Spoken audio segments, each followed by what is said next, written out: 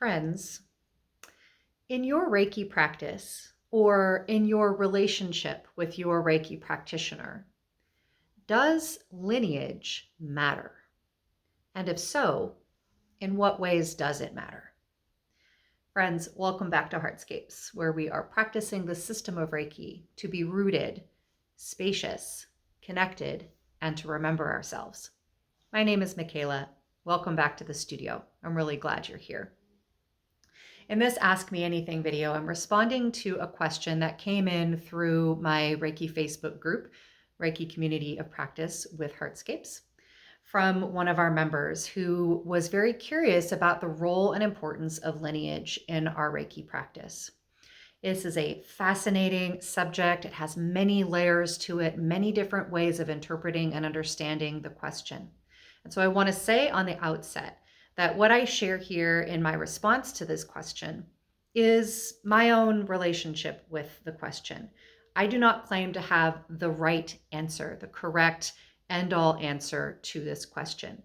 What I have is a relationship with the question that's been born over my many years of practicing Reiki and considering what is my relationship to my own lineage, to the concept of lineage, and to the way in which that concept is understood in Western Reiki and the way it might have been understood originally.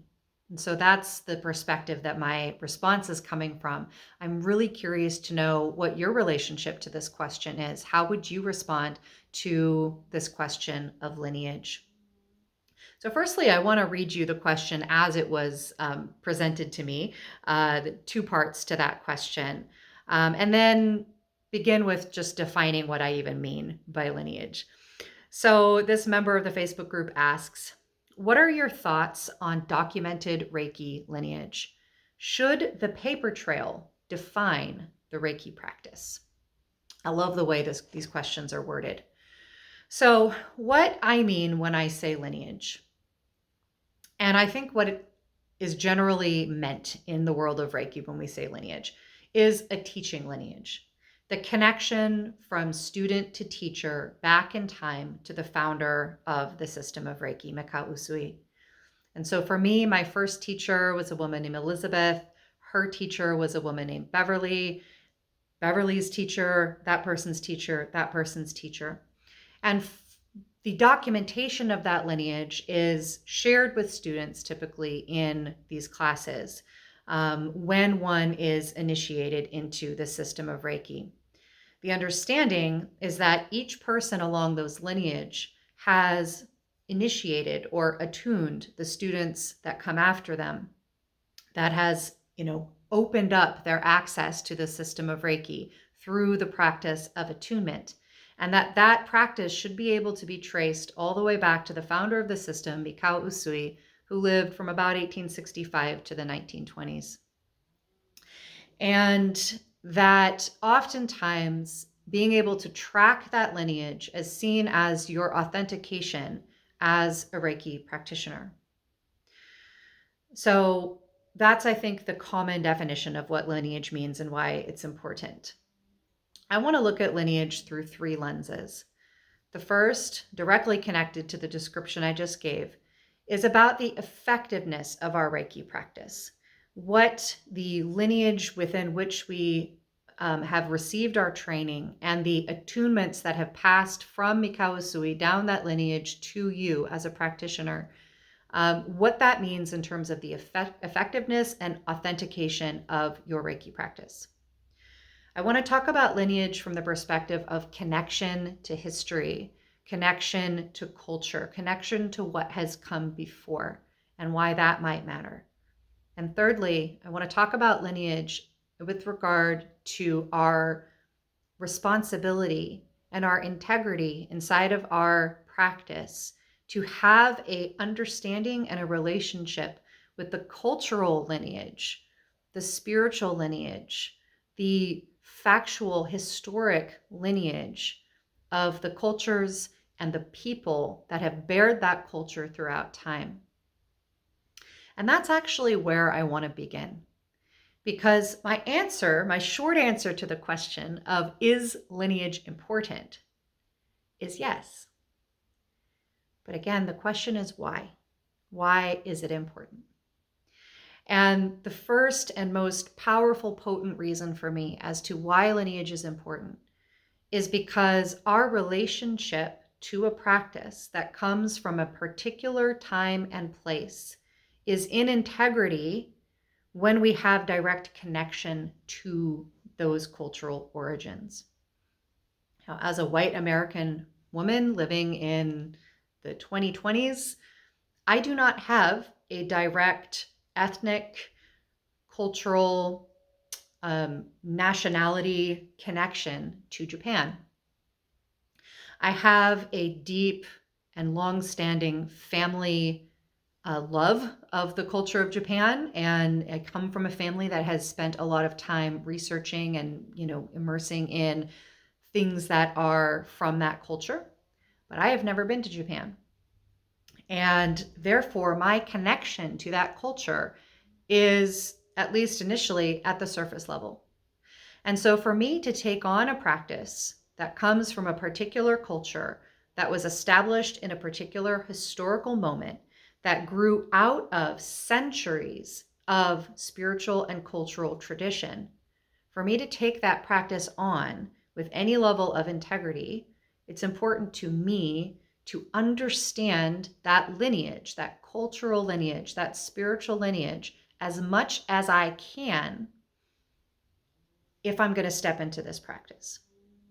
And to be honest about the places where that connection is not strong because of circumstance or because I have not done the depth of research in a particular area necessary. Now, does my teaching lineage matter that much in regard to honoring that cultural tradition? Well, yes and no. Because to look at that, we have to look at the fact that the system of Reiki has changed significantly from its original form, developed in Japan in the 18 and early 1900s, drawn from the roots of indigenous Shinto practice and esoteric Japanese Buddhism, distilling central concepts from those traditions into an accessible, elegant, simple form of practice, but still very much of those cultural origins. And then moving from that original form to other practitioners and teachers, the system of Reiki changed when it moved from Mikao Usui to some of his own students. There were changes made to the system, different focuses, different areas of emphasis.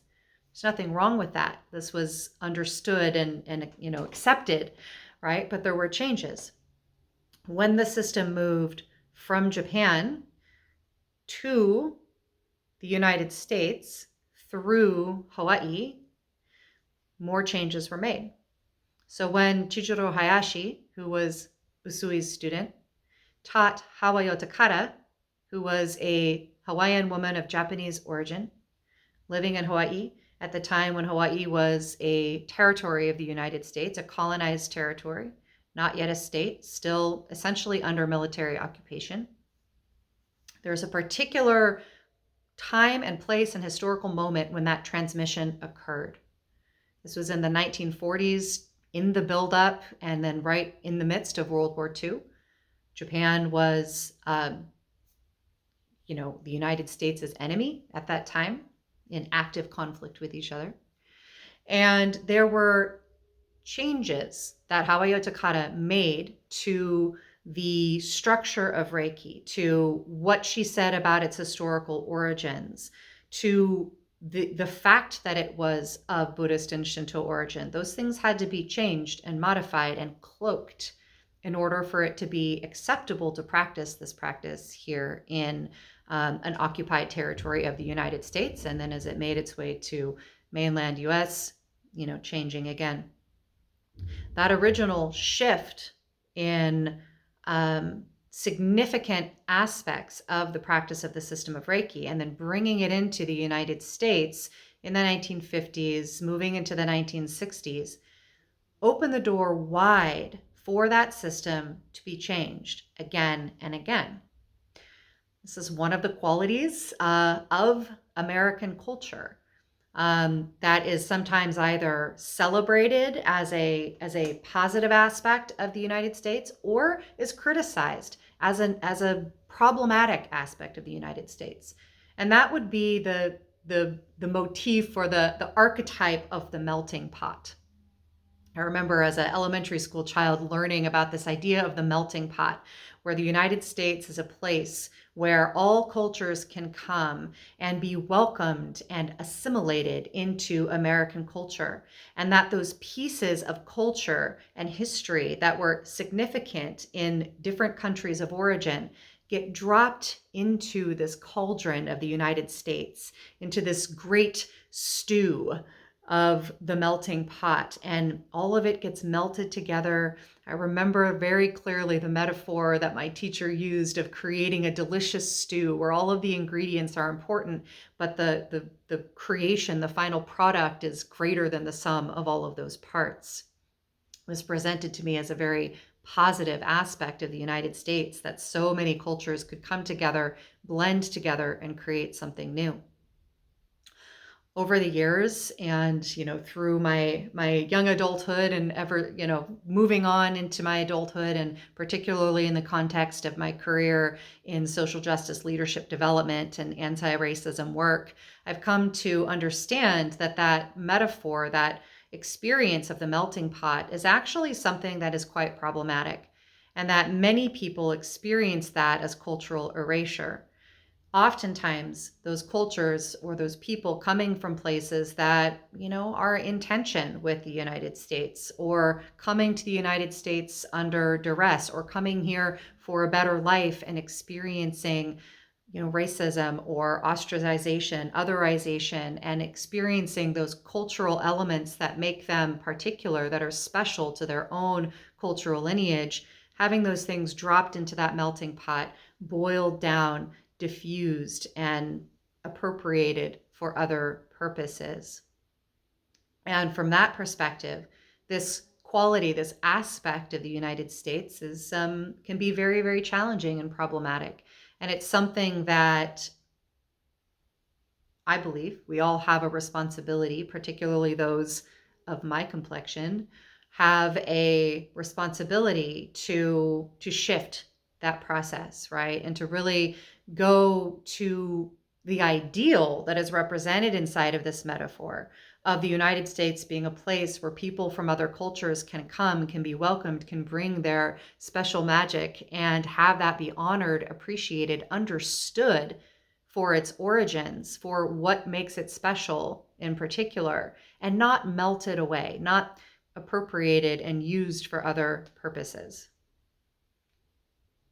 That was a bit of a tangent. Did not actually intend to go down a rabbit hole about the melting pot of the United States. But I'm glad I did, because, I think there's important context there when we think about lineage. Because what happened with the lineage of the system of Reiki is that it held authentic qualities as it moved and changed in Japanese culture. And then it came here and it was dropped into that melting pot, and it was melted down. And other lineages were brought into that pot. And I'm particularly thinking of the times when kind of New Age spirituality was really arising, in the 1960s, the 1970s, into the 80s, where you have all kinds of really vibrant and fascinating spiritual and philosophical and historical traditions coming in largely from Eastern countries. And there was this fetishization that happened with respect to these cultures, Indian Vedic cultures and Tibetan cultures and Japanese cultures. And it was very exciting to learn about these new systems of thought, particularly as younger people were beginning to question and maybe move away from traditional Christian communities in that time. And this melting occurred. And what happened with the system of Reiki is that we then have shifts and changes from the original elements of the system, what those elements mean historically, culturally, spiritually in their original form, and how they are or are not connected with other forms. For example, the chakra system that comes in through Vedic and yogic traditions from India gets melted into Reiki. So now we have traditional Usui Reiki in the United States ubiquitously including the chakra system and understanding of ways of using that energy mapping system within Reiki. When I first learned Reiki, that was taught as absolutely essential to the system of Reiki. What I now know is that that was not originally part of the system of Reiki, that in Japan there was a whole different way of understanding that energy map. Not that the energy system inside of our body was different, but the way in which it was interpreted, understood, mapped out, and then worked with in our imagination, in our practices, and the stories that we tell was very different. It was uniquely Japanese rather than uniquely Indian. And yet we have this melting together of these two traditions in a way that I certainly, when I was first initiated into Reiki, did not realize were actually two very separate systems that had been brought together in recent times here in the United States. And I would suggest that in order to honor lineage, and in order to truly answer the question in the affirmative that yes, lineage matters, that it is those kinds of details that matter almost more so than who was my teacher and her teacher and their teacher and their teacher and their teacher. Because that is the actual, heart of the system, is where did these elements come from? What do they mean? In what way are we meant to practice them and integrate them into our life? And how do we do that? And why does it matter? Right? So lineage matters very much when we think about honoring and respecting and being in integrity with the practice.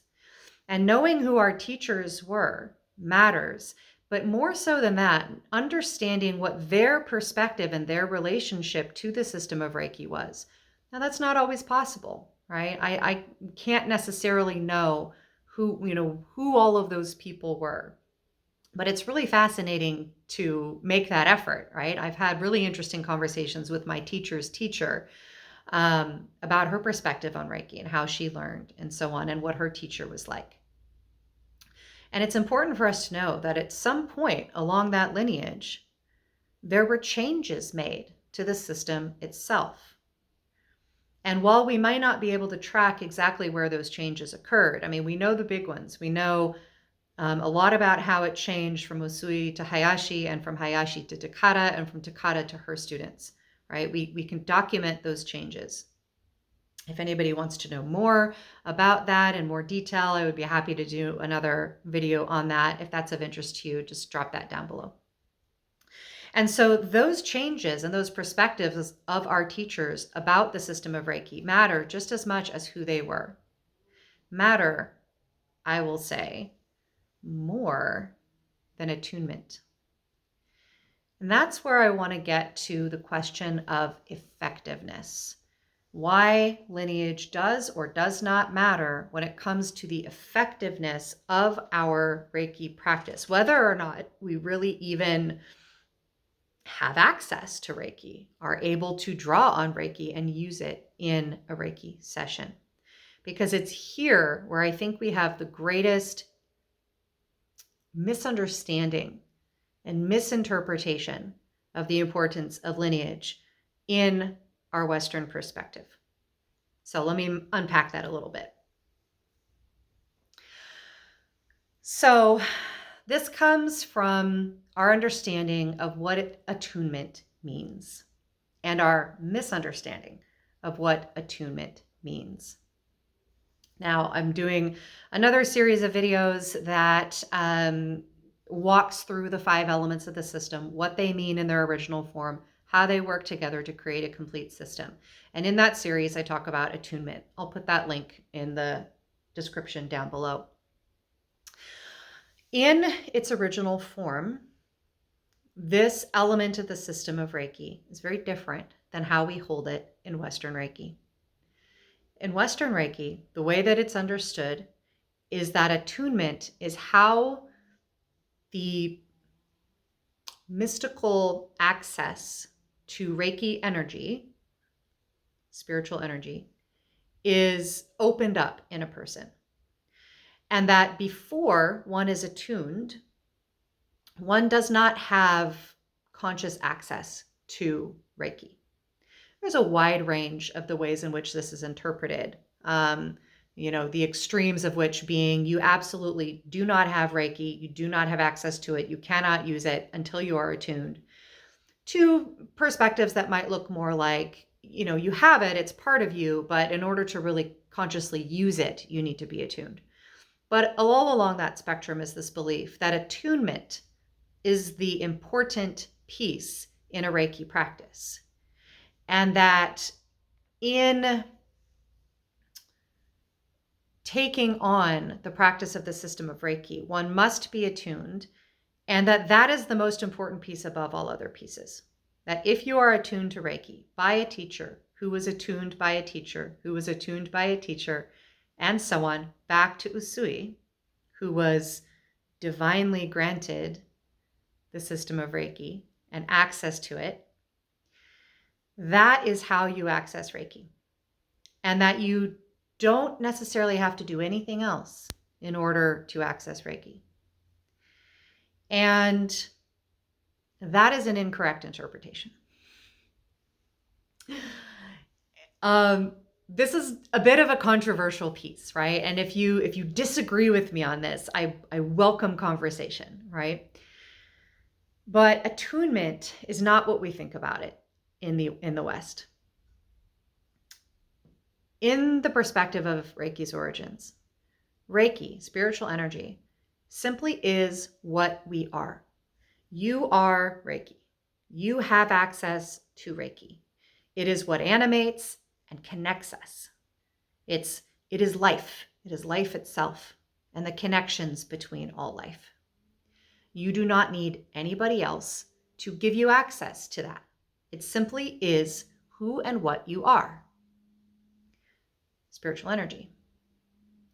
However, the system holds the perspective that we forget over time, over the distractions and pains and challenges of our life. We forget that we are Reiki. Therefore, a system of practice is developed to help us remember, to help us stay connected, to help us be an embodiment of the spiritual energy that we are out in our daily life.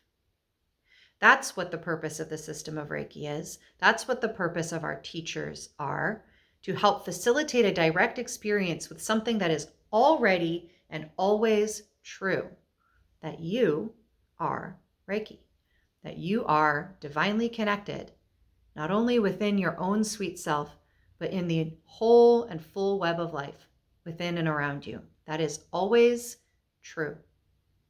The system of Reiki is there to help us to remember that truth, to access it in our daily life, and to walk through life as an embodiment of that truth. Or another way to put it, as an embodiment of the precepts of the system of Reiki, remembering the wholeness of our true self. From that perspective, the Reiju, or spiritual blessing, which became attunement through that melting pot chain, right?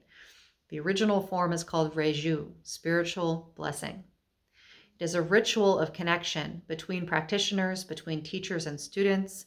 It is a moment to pause and to open ourselves to what we most need in our practice in that moment in order to be connected.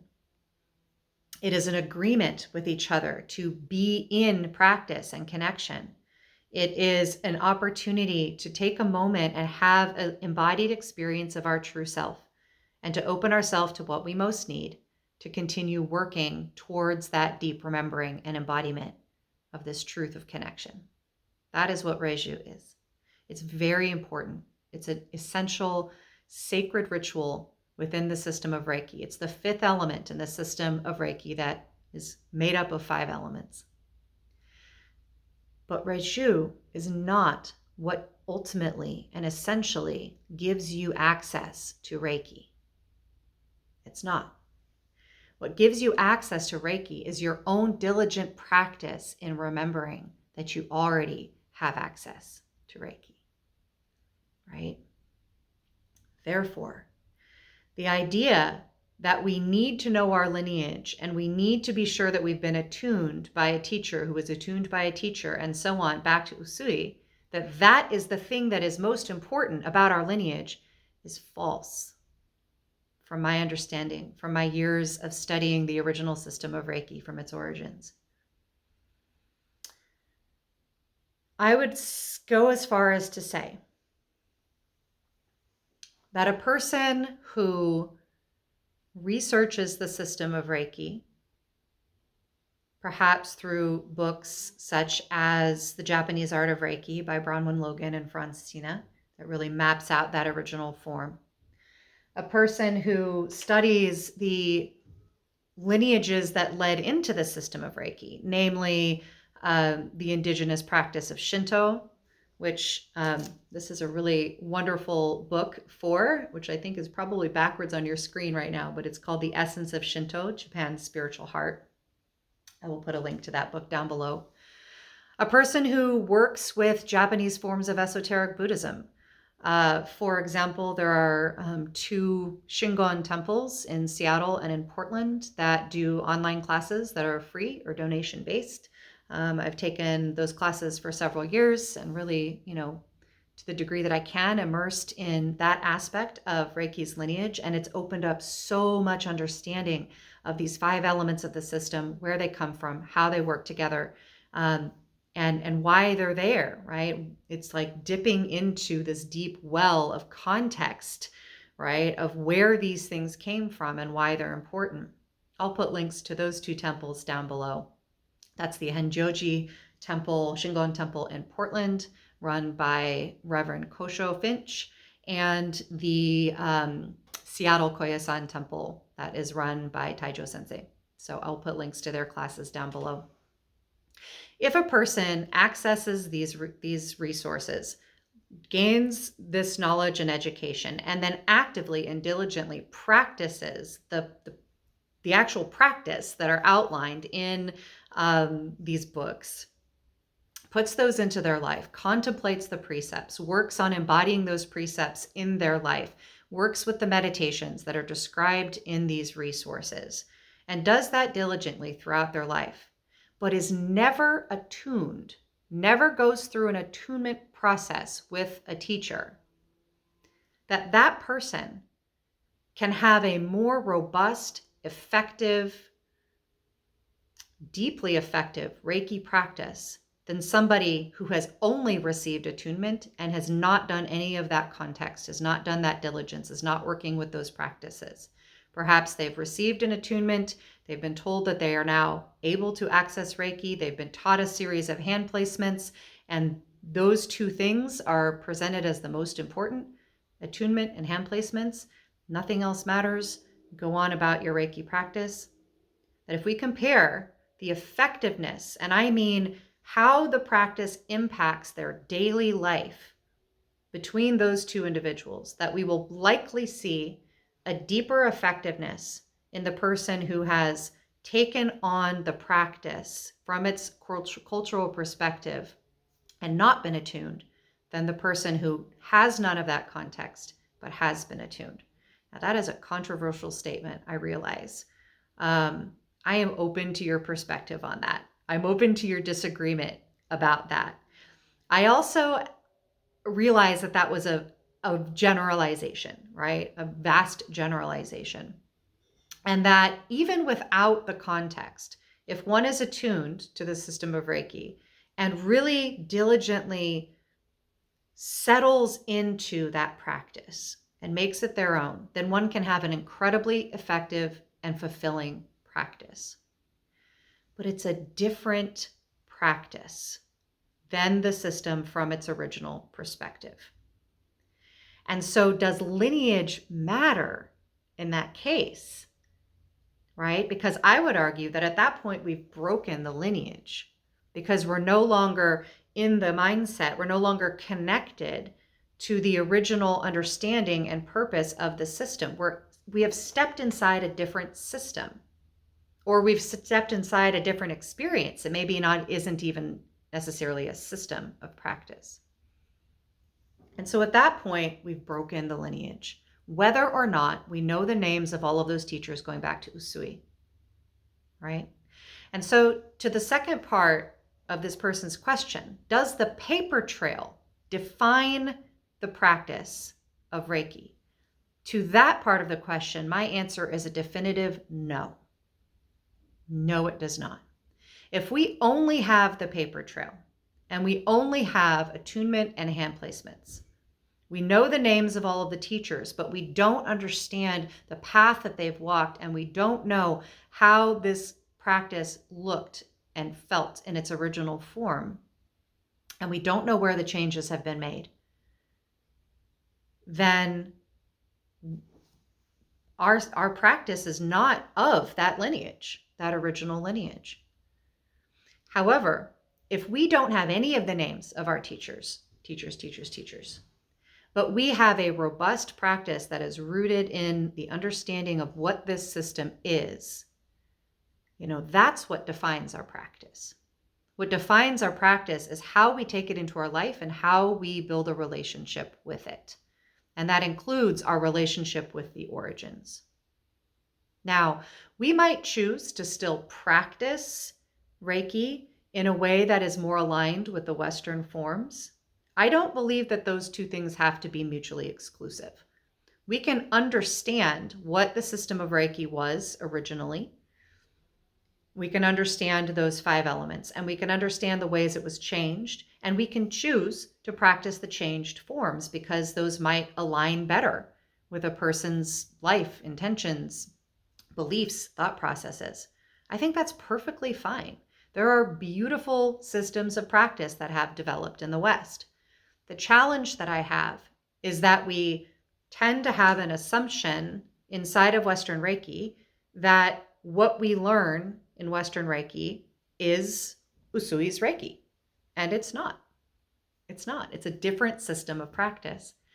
And so for me, in order to honor lineage and to be in integrity with lineage, we need to understand that. We need to make conscious choices about what it is we are practicing and why. Is one form better for us than another? When I came to a place of real dissatisfaction in my practice in Western forms, a huge part of that dissatisfaction was really realizing that I didn't know the answers to those questions. I didn't understand its original form. I didn't know why the elements were what they were. And there was something off about the pieces that I had been taught that I knew from my own family engagement with Japanese culture. I knew were not Japanese. There was this dissonance between what I had been taught as the system of Reiki and what felt right about what this system must have been in 1800s Japan. They weren't connected. And so I made a conscious choice at a certain point to shift, to first of all, learn about that, right? To learn that history, that trajectory, to learn how the lineage changed. And then ultimately what was right for me in my practice was to shift as much as I can, right? As a white American in the 2020s, as much as I can to shift my practice in alignment with its original form. That was what was right for me. And that is not going to be what's right for everybody, right? If you want to practice the Western forms that you were taught or that you're seeking, there's nothing wrong with that. They're beautiful forms. But what I would urge you to do in honor and respect of the question of lineage is to learn more about the original form, to acknowledge and be conscious of and speak to the fact that these forms are different, that it has changed, right? And that we even complicate things a bit by using the word Reiki to refer to such different systems of practice. Now that is what it is, and that's not going to change most likely, right? But in order to honor lineage, in order to make lineage matter, these things are important in my view. More important then who attuned you and who attuned them, going back to Usui. When we do this, when we build these connections of thought, connections of spirituality, connections of culture and history, we come into greater integrity with our practice and with the lineage through which that practice came to us in this time and place. And what I have found, this has been one of the greatest gifts for me, is that when I did this process of learning and aligning with and building a deeper relationship with the origins of Reiki, it opened up these very authentic and natural organic connections to parts of my own cultural and ethnic lineage, which runs through European lines, which runs through Celtic spirituality, right? When I learned much, much more about Shinto as a nature-based system of spirituality, I could see the natural points of overlap between the Celtic spirituality of my own lineage. And that lineage came more alive for me because of my connection with the system of Reiki. And now, instead of a melting pot where you pull pieces from all over the world and you melt it down and so they cannot be recognizable from their origins, they create something different. Instead of that, we have this really vibrant, alive relationship between these two lineages, alive in my life. And when I teach students through my year program and through my classes, we work with that. We spend time reflecting on what are our own lineages in terms of our ethnicity, our nationality, our culture, our history, but also our interests, our talents, creative lineages because of what we have done in our life. And in what ways can those things all come even more alive for us when we root into this practice? Because the practice of the system of Reiki truly is rooted in something that one of my teachers calls primordial lineage. In the work of Franz Stina and Bronwyn Logan through the International House of Reiki, who are my current teachers, we talk a lot about primordial lineage. And this is the lineage that is the lineage of life, right? We often think about lineage in human terms, the people who have passed something along, whether they've passed their DNA through families or they've passed traditions through teaching lineages. It's a chain of command from person to person over time. But when we think about primordial lineage, we're thinking about the connections of all life, going back to the original progenitor of life, and however we conceive of that, and whatever system of belief we have as to the origins of life. That spark, that brilliant spark of life that we are all a reflection of and connected to, that is the lineage that animates the system of Reiki, that brings it alive in our life, right? And so as we engage with our primordial lineage, we remember our connection to all of life and to each other. And at the same time, in our time-bound, space-bound human experience in this physical body, these physical bodies that are connected to other bodies, these systems of thought that are connected to other systems of thought, we can root into the lineages that matter to us. We can honor them by understanding them, by embodying them in our life. And we can do that with great integrity and great love. And I believe that we must, if we're going to choose to engage in a system of practice, particularly one that comes from a place that we are not from. And I believe it's how we live our most authentic life as humans, as connected societies, as animals of this world. So yes, lineage matters. It's important. It's important for a lot of reasons that hopefully I've been able to give you a little bit of food for thought about. I would love to hear your thoughts about this. Gosh, this video has gotten so much longer than I had planned because it's such a rich topic. And I know that you have your own experiences, your own thoughts related to your own relationship with lineage. Perhaps these are things you haven't thought of before, or perhaps you have.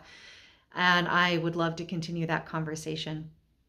And as you journey through the lineages of the system of Reiki as you journey through your own lineages, the ones that matter most to you. May you be deeply provisioned for that journey. And until next time, thanks so much for being with me. I love you. Goodbye.